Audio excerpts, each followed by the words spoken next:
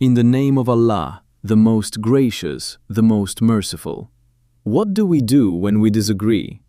When a conflict arises between family members, friends, communities, or even entire nations, who do we turn to for judgment? Do we follow our desires, public opinion, and human ideologies, or do we return to the guidance of Allah? The Quran teaches us a principle that is often forgotten today. When believers disagree, they must return the matter to Allah and His Messenger. This is not merely a recommendation, it is a defining characteristic of true faith. The background of the verses we are discussing is very important. During the lifetime of Prophet Muhammad, peace and blessings be upon him, a disagreement occurred between two noble companions, Ammar ibn Yasir and Khalid ibn al-Walid, concerning a captive. Although both men were sincere believers and among the best of this ummah, they did not insist that their own opinion was correct. Instead, they brought the matter before the Messenger of Allah so that judgment could be given according to revelation. This teaches us a profound lesson. Even the companions, despite their knowledge, sincerity, and righteousness, understood that the final judgment belongs to Allah.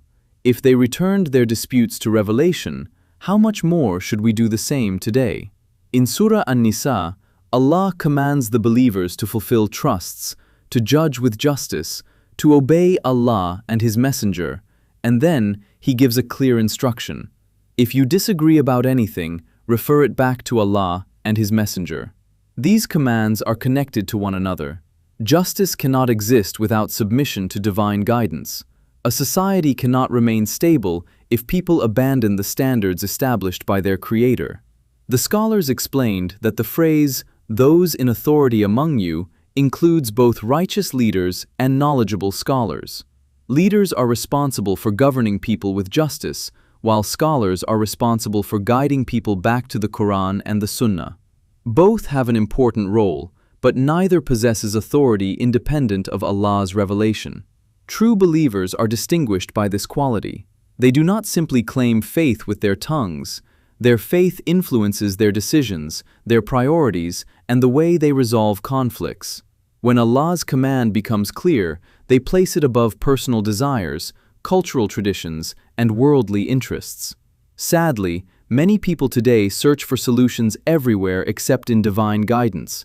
They study countless philosophies, political systems, and social theories, yet rarely ask a simple question: what does Allah say about this matter? What guidance did the Messenger of Allah provide? The Quran warns believers against seeking judgment from false authorities while turning away from divine guidance. The issue is not merely who makes the decision.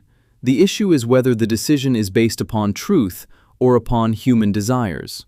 Allah also teaches us that merely referring a matter to revelation is not enough.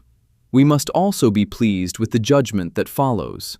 In one of the most powerful verses in the Quran, Allah swears by Himself that people cannot truly believe until they make the Messenger a judge in their disputes, and then find no discomfort in their hearts regarding his decision, submitting completely to it. This is the real test of faith. Many people are willing to follow divine guidance when it agrees with their preferences. But what happens when the ruling opposes their desires? What happens when the truth requires sacrifice, humility, or admitting that they were wrong? This is where sincere faith becomes evident. The Muslim's goal is not to win every argument. The Muslim's goal is to discover the truth and follow it wherever it leads. If the truth supports our position, we thank Allah.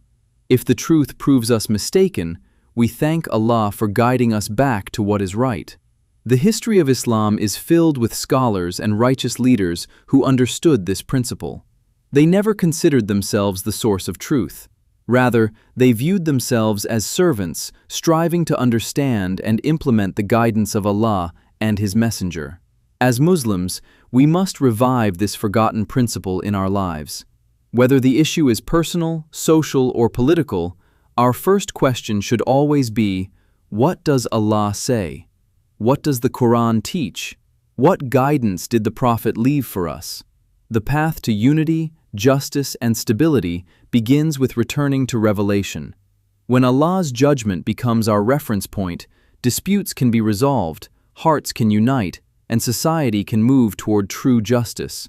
May Allah make us among those who seek His guidance in every matter, submit to His judgment with sincerity, and find peace in following His commands.